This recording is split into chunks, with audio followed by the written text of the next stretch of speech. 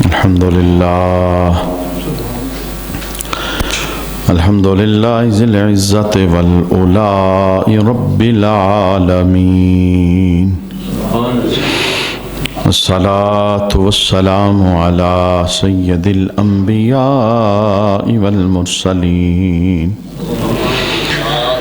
والعاقبة للمتقين أما بعد فأعوذ بالله من الشيطان الرجيم بسم الله الرحمن الرحيم واصبر وما صبرك إلا بالله ولا تحزن عليهم ولا تك في ضيق مما يمكرون إن الله مع الذين اتقوا والذين هم محسنون وبالمقام الأخرى سبحان الذي أسرى بعبده ليلا من المسجد الحرام إلى المسجد الأقصى الذي باركنا حوله لنريه من آياتنا إنه هو السميع البصير صدق الله مولانا العظيم إن الله وملائكته يصلون على النبي يا أيها الذين آمنوا صلوا عليه وسلموا تسليما اللهم صل على سيدنا ومولانا محمد وعلى آل سيدنا ومولانا محمد وبارك وسلم وصل عليه الصلاة والسلام عليك يا سيدي يا رسول الله الصلاة والسلام عليك يا سيدي يا حبيب الله الصلاة والسلام عليك يا سيدي يا شفيع المذنبين وعلى آلك وأصحابك يا سيدي يا رحمة للعالمين ہیں صف آرا سب حور و ملک اور غلما خلد سجاتے ہیں ایک دھوم ہے عرش اعظم پر مہمان خدا کے آتے ہیں ہے آج فلک روشن روشن ہیں تارے بھی جگمگ جگمگ محبوب خدا کے آتے ہیں محبوب خدا کے آتے ہیں قربان میں شان و عظمت پر سوئے ہیں چین سے بستر پر قربان میں شان و عظمت پر سوئے ہیں چین سے بستر پر جبریل امی حاضر ہو کر معراج کا مجدہ سناتے ہیں محبوب خدا کے آتے ہیں محبوب خدا کے آتے ہیں اور جبریل امی براق لیے جنت سے زمین پر آ پہنچے جبریل امی براق لیے جنت سے زمین پر آ پہنچے بارات فرشتوں کی آئی معراج کو دھولا جاتے ہیں محبوب خدا کے آتے ہیں محبوب خدا کے آتے ہیں اور ہے خلد کا جوڑا زیب بدن رحمت کا سجا صحرا سر پر ہے خلد کا جوڑا زیب بدن رحمت کا سجا صحرا سر پر کیا خوب سہانا منظر معراج کو دھولا جاتے ہیں محبوب خدا کے آتے ہیں محبوب خدا کے آتے ہیں ہے خوب فضا مہکی مہکی چلتی ہے ہوا ٹھنڈی ٹھنڈی ہے خوب فضا مہکی مہکی چلتی ہے ہوا ٹھنڈی ٹھنڈی ہر سمت سما ہے نورانی معراج کو دھولا جاتے ہیں محبوب خدا کے آتے ہیں محبوب خدا کے آتے ہیں یہ عز و جلال اللہ اللہ یہ اوج و کمال اللہ اللہ یہ حسن و جمال اللہ اللہ معراج کو دھولا جاتے ہیں महबूब खुदा के आते हैं, महबूब खुदा के आते हैं। दीवानों तसव्वुर में देखो असरा के दूल्हा का जलवा, दीवानों तसव्वुर में देखो असरा के दूल्हा का जलवा, झुरमट में मलाइक लेकर उन्हें मेराज का दूल्हा बनाते हैं। महबूब खुदा के आते हैं, महबूब खुदा के आते हैं।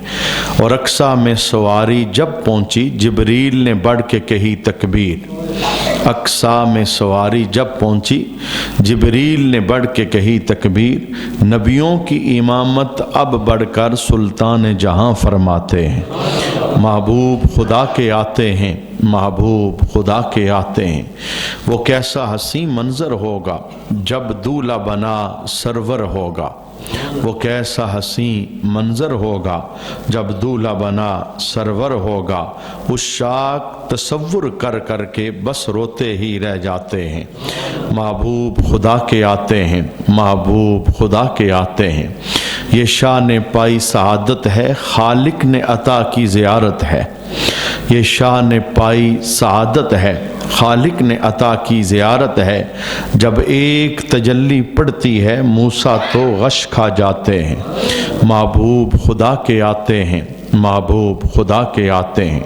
और जिब्रील ठहर कर सिदरा पर बोले जो बड़े हम एक कदम, जिब्रील ठहर कर सिदरा पर बोले जो बड़े हम एक कदम, जल जाएंगे सारे बालों पर अब हम तो यहीं रह जाते हैं।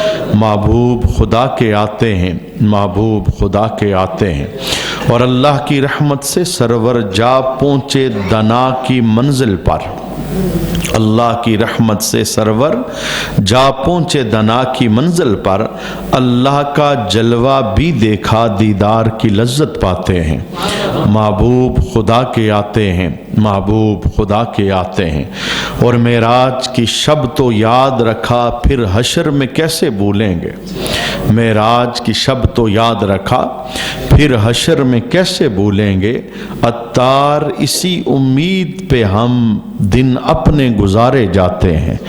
महबूब खुदा के आते हैं, महबूब खुदा के आते हैं। बाद ज़म्दो सलात लाइक इज़्ज़त व तकरीम जमी आबाद समीन ज़ी वकार। रजब शरीफ का महीना अपने अंदर बहुत सारी यादों को समाये हुए है। उन यादों में से एक याद शब मेराज की अज़मतें हैं। वो अजीम रात जिस रात के अंदर अल्लाह करीम ने अपने हबीब को अपने दीदार का शर्फ अता फरमाया। और जब मेराज की लज्जतें आका हुज़ूर रहमत आलम सल्लल्लाहु अलैहि वसल्लम ने पाई तो उम्मत के लिए रब के दरबार से नमाज का तोहफ़ा लेकर आए और उम्मतियों को भी ज़मीन के ऊपर मेराज का एक नूरानी मंजर अता फरमाया। गुज़श्ता साल रजब के महीने के अंदर मैंने ये गुजारिश की थी कि मेराज का वाक़या मुख्तलिफ़ लोग बग़ैर असानीद के बयान करते हैं, बग़ैर संतों के, और बहुत सारी बातें उनमें से मन गढ़ंत होती हैं जिनका हकीकत के साथ कोई ताल्लुक़ नहीं होता। तो हमने गुज़श्ता रजब के महीने के अंदर कुछ नशिस्तों में मेराज के सफ़र का जो पहला हिस्सा था, यानी मस्जिद हराम से लेके मस्जिद अक्सा तक, हमने उसे दलाइल के साथ, हवाला जात के साथ समात किया था। और फिर रमज़ान की बहारें करीब आ गई तो हमने अपनी इस गुफ्तगू को अगले साल के लिए छोड़ा था। और आज अल्लाह की उम्मीद से और अल्लाह की करम नवाजी से रजब के महीने में हम दोबारा उस हिस्से का आगाज़ करने लगे हैं। हमेशा इल्म की सोबत के अंदर बैठने वाला बंदा वो ऐसी बातों पर कभी भी यकीन नहीं रखता जिनका कुरान और हदीस के साथ कोई ताल्लुक़ नहीं होता। और एक इल्म दोस्त बंदे को हमेशा कुरान और सुन्नत और कुरान और हदीस के जो दलाइल हैं उन पर तवज्जो रखनी चाहिए और बात को उस अंदाज के अंदर समझना चाहिए। जैसे एक माहौल गुज़श्ता कई सालों से चला आ रहा है। आले सुन्नत के हलकों के अंदर अवाम की तरफ से सुबहान अल्लाह की सदा सुनने के लिए बहुत सारे मन गढ़ंत वाक़यात बयान किए जाते हैं। वो जो बयान करने वाले उन्हें उलमा का टाइटल दिया जाता है, हालांकि इल्म दूर दूर तक उनके पास मौजूद नहीं होता। उन वाक़यात को वो सुरीले अंदाज के अंदर लोगों के सामने बयान कर देते हैं जिनका किताब व सुन्नत के अंदर किसी किस्म का कोई ताल्लुक नहीं होता, और जब उनसे कोई हवाला तलब किया जाए तो वो आएँ बाएँ शाएँ उस हवाले के मुतल्लिक जुमले बोल देते हैं। तो हमने इस अमानत को हमेशा इसी अंदाज के अंदर आगे मुंतकिल किया है कि कोई बात भी अपने पास से बयान नहीं करनी, बल्कि किताब सामने रख कर सोने नबी के दीन को बयान फरमाना है, ताकि ये जो हमारा एक तबका है जिस पर हमारे ये बहुत ज़्यादा तहफ़्फ़ुज़ात हैं कि वो दीन की बहुत सारी बातों को, आला हकीकत में एक वाक़या जो कुरान में या हदीस में मौजूद होता है वो कुछ और होता है, लेकिन जब वो उसे अपने अंदाज में डालने की कोशिश करते हैं तो बहुत सारी बातें उसके अंदर ऐड कर देते हैं, शामिल कर देते हैं। हालांकि ये वही का नूर है, और वही का नूर उसी तरह बयान करना चाहिए जिस तरह पीछे से आया है। इसके अंदर इजाफे की किसी को इजाज़त नहीं है। ये कोई दुनियावी कहानी थोड़ी है कि उसके अंदर बातें अपने पास से ऐड कर ली जाएं। तो हमें भी, जो हम सामीन हैं, सुनने वाले हैं, हमें भी इस बात का लिहाज रखना चाहिए कि हमें सिर्फ आवाज़, तरन्नुम, सुर या शेर व शायरी, इस बात को नहीं देखना और परखना चाहिए। हमें देखना चाहिए कि आमिना के लाल के सीने पे उतरा हुआ कुरान क्या कह रहा है। हम आप चूँकि 10-12 साल का अरसा मेरा आपके साथ हो गया, आपको पता है आधे घंटे की भी नशिस्त हो तो आधे घंटे में हम कई आयात सुन लेते हैं और कई हदीसें सुन लेते हैं। वजह यह है कि जब हम मिंबर में हैं, मेहराब के अंदर हैं, तो फिर अपनी बात करने की ज़रूरत नहीं है, किसी और की बात करने की ज़रूरत नहीं है। जिनका मेहराब मिंबर है उनकी बात करो। अल्लाह ने कुरान हदीस के अंदर उनकी रौनकों को बयान फरमाया है, दलाइल हमारे पास मौजूद है। बिल्कुल इसी तरह ये जो वाक़या मेराज है, इसके अंदर बहुत सारी चीज़ें दाखिल की गई। अच्छा, उन चीज़ों की असलियत किताबों के अंदर परखी गई तो कुछ भी नहीं था, सुनी सुनाई बातें थी, वो आगे बढ़ती चली गई, आगे बढ़ती चली गई, और फिर कुछ लोग उसे बग़ैर पढ़े, बग़ैर देखे वो आगे बयान करते चले गए। तो हमने गुज़श्ता साल के अंदर भी देखा था कि जो सफ़र मेराज का पहला हिस्सा है, यानी मस्जिद हराम से मस्जिद अक्सा तक, जो अहादीस के अंदर, जो कुरान पाक की आयात के अंदर तज़किरे आए, हमने उन्हें समाअत किया और उन बातों को रिजेक्ट किया जिनका हमारे मज़हब के साथ और हमारे दीन के साथ कोई ताल्लुक नहीं है। और मैं आपको भी यही अमानत आगे डिलीवर करना चाहता हूं कि हमेशा इल्म की बज़म में बैठकर दलाइल पर गौर व फिक्र कीजिए, क्योंकि अब ज़माना वो नहीं है जिधर हम पलट के जाना चाहते हैं। अब ज़माना दलाइल का ज़माना है। किसी को आपने मुतमईन करना है तो वो कुरान की आयत का हवाला मांगेगा, वो हदीस की किताब का हवाला मांगेगा। तो जब आपके पास ये हवाला जात मौजूद होंगे, एक तो आपका ईमान भी रोशन होगा, और दूसरा जो अकीदा आपका है उस अकीदे पर भी अल्लाह आपको मदद अता फरमाएगा। तो आइए, मैं दूसरे हिस्से की इब्तदा करने से पहले ज़रा वाक़या मेराज का पस मंज़र आपके सामने रखना चाहता हूं कि अल्लाह करीम ने ये मेराज महबूब को क्यों करवाई। चूंकि एक तबका हमारा वो है जो सिरे से मेराज का इनकार करता है, वो इससे मन गढ़ंत कहता है इसके अंदर कोई असलियत नहीं है, मेराज कुछ नहीं है, और ये सारी जितनी बातें बयान होती हैं इनका हकीकत के साथ कोई ताल्लुक नहीं है। तो कुरान की 2 आयात के जरिए, आयात इस पर दर्जनों हैं, लेकिन हम अपने वक्त और जुमा की जो नशिस्त है इसको पेश नजर रखते हुए 2 आयतों के जरिए देखेंगे कि वाक़या मेराज की वजह क्या थी। کیوں اللہ کریم نے راتوں رات محبوب کو مسجد حرام سے مسجد اقصی پہنچایا، پھر مسجد اقصی سے ساتوں آسمان پار عرش پار کر کے لامکان کی بلندیوں پر اپنے جلوے عطا فرمائے، جنت اور دوزخ کے مشاہدات محبوب کی نگاہوں کے سامنے کیے؟ اس کی وجہ کیا تھی؟ یہ واقعہ جو ہے واقعہ معراج، یہ سورہ بنی اسرائیل کے اندر ہے۔ سورہ بنی اسرائیل سے جو پہلی سورہ ہے اس کا نام ہے سورہ نحل، اور سورہ نحل کی جو آخری آیت ہے، یعنی جس کے بعد فوراً سورہ بنی اسرائیل شروع ہوتی ہے، جس کے فوراً بعد سبحان الذی اسریٰ اس واقعہ معراج کا تذکرہ ہوتا ہے، اس سے جو پہلی آیت ہے اس کے اندر کچھ تذکرہ ہے، جس تذکرے کو پڑھنے کے بعد پتہ چلتا ہے کہ یہ وجہ تھی واقعہ معراج کی۔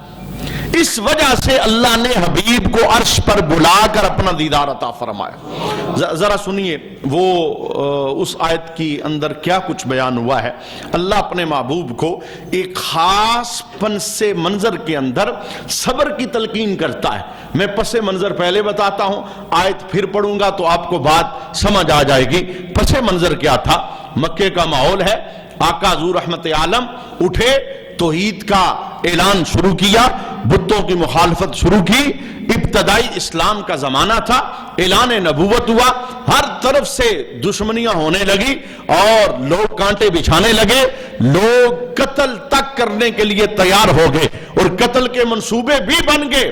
مکہ کے اندر ایک شدت کا ماحول نبی کریم صلی اللہ علیہ وآلہ وسلم کے سامنے تھا، لیکن قربان جاؤں آمینہ کے لال کے استقلال پر اور آپ کی ثابت قدمی پر۔ آج تو جناب ہم مسجد آئیں تو ہمارے لیے طرح طرح کے انتظامات ہوں، سردیوں کا انتظام اپنا ہو، گرمی کا انتظام اپنا ہو۔ قربان جاؤں آمینہ کے لال پر جنہوں نے پتھروں اور کانٹوں کے ماحول کے اندر توحید کی اذان پڑھی ہے، تنے تنہا آگے بڑھے ہیں، زمانہ سارا مخالف بن کے کھڑا ہے، مخالفت کی صفیں بچھانے والے لوگ سامنے ہیں، لیکن میرے حبیب کے پاؤں کے اندر ایک لمحے کے لیے بھی سرکار کے پاؤں ڈگمگائے نہیں، برابر استقامت کے ساتھ آقا حضور رحمت عالم آگے بڑھتے چلے گئے۔ میرے حبیب نے محسوس کیا کہ مکے کا ماحول سازگار نہیں، لوگ میری بات نہیں سن رہے، میں بلاتا ہوں مجھے جادوگر کہتے ہیں، میں بلاتا ہوں مجھے ساحر کہتے ہیں، میں بلاتا ہوں مجھے کاہن کہتے ہیں، میں بلاتا ہوں، یہ پروپگنڈا کرتے ہیں کہ یہ گڑ کے سناتا ہے، یہ اپنے پاس سے سناتا ہے، ان پہ کوئی وحی نہیں آتی، انہیں رب نے نبی نہیں بنایا، اگر نبوت آنی تھی تو انہیں ہی ملنی تھی، بڑے بڑے تاجدار موجود تھے۔ اس طرح کا ماحول ڈیولپ کیا گیا مکہ شریف کے اندر۔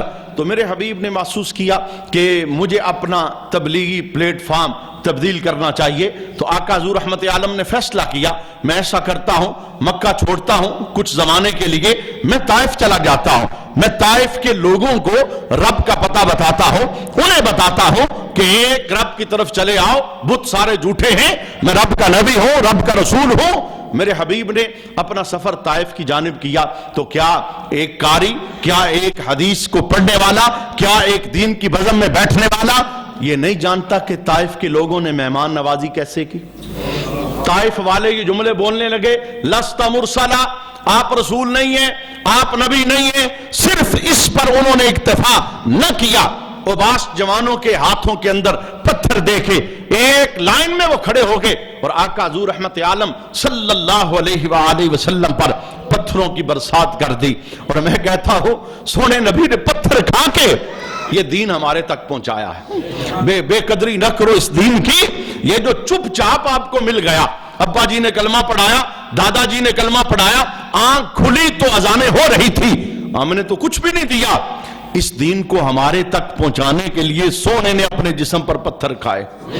وہ جسم پاک جب لہو لہان ہو گیا اور ایک باغ کے اندر جا کر آقا حضور رحمت عالم صلی اللہ علیہ وآلہ وسلم نے پناہ لی، اور جب ہم نے طائف کے اس باغ کے اندر اس درخت کی زیارت کی تو 14 صدیوں کا منظر وہ نگاہوں کے سامنے آ گیا کہ کتنے مشکل حالات کے اندر سونے نے تبلیغی کام اور توحید کے پرچم کو بلند کیا ہے، اور وقت وہ بھی تھا انتقام لیا جا سکتا تھا۔ فرشتے آگے کہنے لگے یا رسول اللہ حکم دے، 2 وادیوں کو جوڑ کے اس ساری آبادی کو غرق کر دیتے ہیں، لیکن میرے حبیب نے کہا نہیں، واپس چلے جاؤ، یہ میرے دشمن ہیں، میں ان کی نسلوں میں اسلام کے جھنڈے دیکھ رہا ہوں۔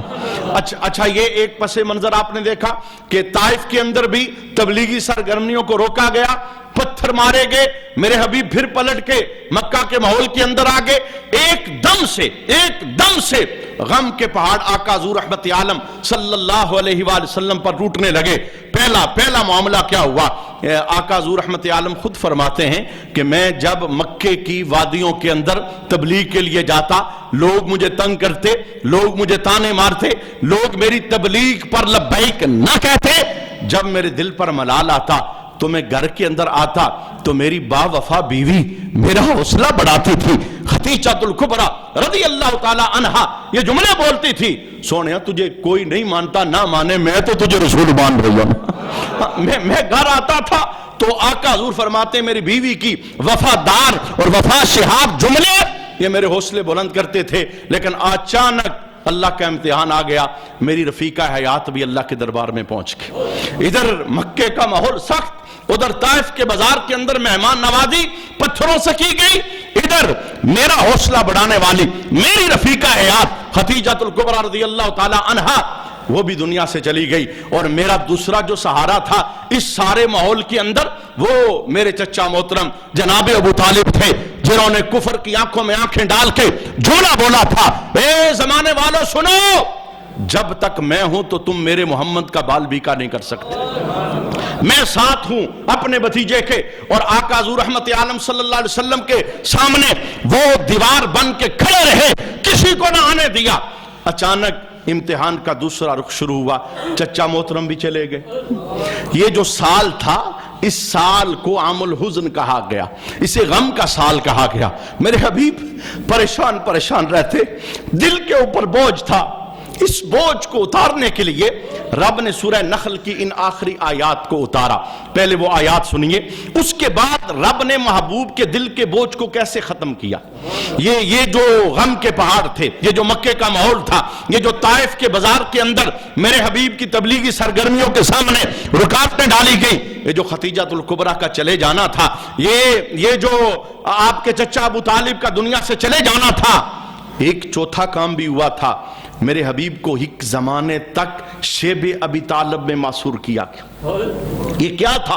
اعلان ہو گئے ان کے ساتھ کوئی لین دین نہیں کرے گا، کوئی رشتہ داری نہیں کرے گا، کوئی خرید و فروخت نہیں کرے گا، ایک گھاٹی کے اندر معصور کر دیا گیا، کسی کو ملنے کے لیے اندر نہیں آنے دیتے تھے، کوئی اپنا سودا نہیں بیچ سکتا تھا، کوئی رشتہ داری آگے نہیں نبھا سکتا تھا، اتنے سخت ماحول کے اندر۔ لیکن میرے حبیب نے ایک مرتبہ بھی نہیں کہا میں پیچھے ہٹنے لگا ہوں، مجھ سے یہ کام نہیں ہوتا، سرکار دل پر بوجھ ہے، پریشانی ہے، غم ہے، رب کائنات نے اس غم کا ازالہ ان لفظوں کے اندر کیا، وَاصْبِرْ، اے محبوب صبر کرو۔ یہ پہلا جملہ تھا۔ آزمائش ہم دیتے ہیں اور پھر آزمائش پر ہم دراجات کی بلندی کے لیے طریقہ بھی بتاتے ہیں۔ پہلا جملہ وَاصْبِرْ، سونے صبر کر، اور پھر ساتھ کیا کہا؟ وَمَا صَبْرُكَ إِلَّا بِاللَّهِ، تمہارا صبر اللہ ہی کی توفیق سے ہے، صبر کر۔ اچھا یہ صبر کی بات بتا کے نا ساتھ رب نے کیا کہا؟ وَلَا تَكُ فِي ضَيْقٍ مِّمَّا يَمْكُرُونَ، اور ان کا غم نہ کھاؤ اور ان کی فریبیوں سے اپنا دل تنگ نہ کرو۔ یہ جو مکے کا ماحول بنا ہے، یہ جو طائف کا ماحول بنا ہے، یہ جو شیب ابی طالب میں آپ کو معصور کیا گیا ہے، یہ جو تانے مارنے والے ہیں، یہ جو آپ کو ساحر اور جادوگر ہونے کا تانا دیتے ہیں، ان کا غم نہ کھائیے، دل کو تنگ نہ کیجئے۔ اب ظاہر ہے بندہ تو پھر بندہ ہوتا ہے، دل پہ تنگی آتی ہے، ملال آتا ہے، دکھ پھر دکھ ہوتا ہے، تکلیف پھر تکلیف ہوتی ہے۔ ادھر صبر کی تلقین کر کے یہ کہا دل تنگ نہ کیجئے اور ان کا غم نہ کھائیے۔ ادھر سونا نبی رات سویا تو رب نے آج سونے کی سارے غموں کو خوشیوں کے اندر بدلنے کے لیے آسمان پر اہتمام کیا کہ جبریل چلا جا، زمین کے رستے میرے محبوب کے لیے بند ہیں۔ ہم زمانے کو بتانا چاہتے ہیں تم زمینیں رستے بند کرو گے، ہم سونے کے لیے آسمان کے رستے کھول دیں گے۔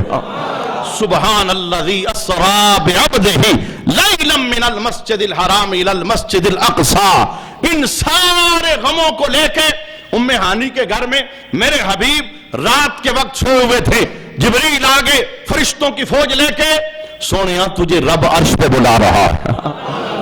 اب اس طرح پس منظر کو دیکھیے، معراج کی پیچھے وجہ یہ تھی، اپنے پاس بلانے کی وجہ یہ تھی، ادھر صبر کی تلقین کی اور کہا سونیا خالی صبر نہیں، ہم پاس بلائیں گے، جلوہ دکھائیں گے، وہ جلوہ 1,24,000 پیغمبروں کی لسٹ کے اندر ہم نے کسی کو نہیں دکھایا، یہ جلوہ ہم عصر کے دن دکھائیں گے، پر سونیا تو میرا محبوب ہے، تجھے بلائیں گے بھی، پردے اٹھائیں گے بھی، اور اپنا دیدار بھی عطا فرمائیں گے۔ یہ ہے واقعہ معراج کی اصل وجوہات، جس بنا پر اللہ کریم نے اپنے حبیب کو اپنے در پہ بلایا ہے۔ واقعہ معراج کا جو پہلا حصہ ہے مسجد حرام سے مسجد اقصی، میں کہتا ہوں اگلے حصے پہ کوئی انکار کرتا ہے، اسے انکار کی اس وقت اس جہت کے ساتھ اجازت ہوگی کہ اس کے پاس کوئی علم ہے، وہ علم لا کر اس سے انکار کرتا ہے، لیکن وہ انکار بھی گمراہی ہے۔ لیکن پہلے حصے کا انکار، مسجد اقصی سے مسجد حرام، اس کا انکار یہ بندے کو کافر بنا دیتا ہے۔ کیوں؟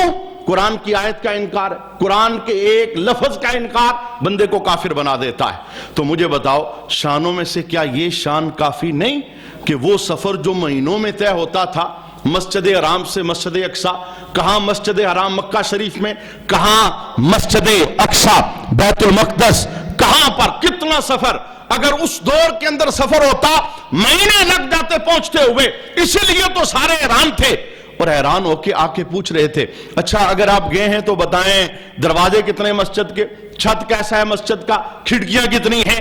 اب ظاہر بات ہے جس کام کے لیے بندہ جاتا ہے کام تو وہی کرنا ہوتا ہے۔ آقا حضور چھت دیکھنے تھوڑا گئے تھے، کھڑکیاں گننے تھوڑا گئے تھے، اور دروازے گننے تھوڑا گئے تھے، لیکن منکر انکار کر رہے تھے، کہتے تھے ہو ہی نہیں سکتا، آپ گئے ہوں مسجد اقصی سے مسجد حرام، آپ بتائیں مسجد حرام سے مسجد اقصی کا جو سفر کیا ہے، کھڑکیاں کتنی، دروازے کتنے، شاطیر کیسا ہے، محراب کیسا ہے، اس کی حیت کیسی ہے۔ جب انہوں نے سوال شروع کیے نا، رب نے پردے اٹھا کے پوری مسجد اقصی کو سونے کی نگاہوں کے سامنے کر دیا۔ کہا محبوب کھڑکیاں دیکھتا چلا جا اور انہیں بتاتا چلا جا۔ میں کہتا ہوں اللہ کے لیے کوئی کام ناممکن، ہاں یہ ہمارے اندازے ہو سکتے ہیں، یہ کام ہو سکتا ہے، نہیں ہو سکتا۔ میں کہتا ہوں یہ ہے جس وقت صحابہ کو روک دیا گیا تھا عمرہ کرنے سے، اور آج بھی جس وقت عمرہ کے زائرین، حج کے زائرین مدینے میں جاتے ہیں تو مدینے کے اندر ان کی سب سے بڑی طلب کیا ہوتی ہے؟ مسجد قباء کے اندر 2 نفل ادا کریں۔ بھئی پوچھو 2 نفلوں کا اجر کیا ہے؟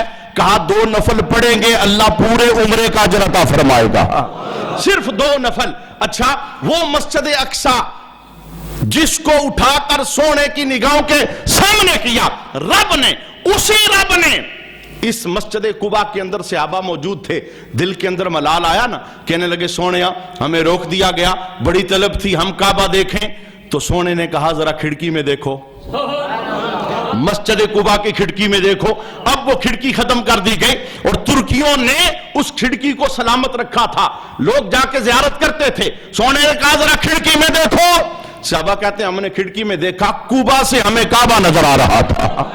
رب نے پردے سارے ادھر ہی اللہ کے حبیب نے فرمایا تھا سنو صرف تمہارے لیے نہیں جنہیں عمرہ کرنے سے روک دیا گیا ہے، اب تمہارے وسیلے سے قیامت تک سب کے لیے رحمت یہی ہے، جو ادھر آ کے 2 نفل پڑے گا اللہ پورے عمرے کا اسے اجر ثواب عطا فرمائے۔ تو میں بتانا یہ چاہتا ہوں کہ یہ جو سفر ہے پہلا حصہ جس پر ہم کلام دلائل سے سماعت کر چکے، اس کا انکار بندے کو کافر بنا دیتا ہے، کیونکہ آیت کا انکار ہے، اور آیت کا انکار یہ اصل کے اندر بندے کے ایمان کو ختم کرنے کا ایک ذریعہ ہوتا ہے۔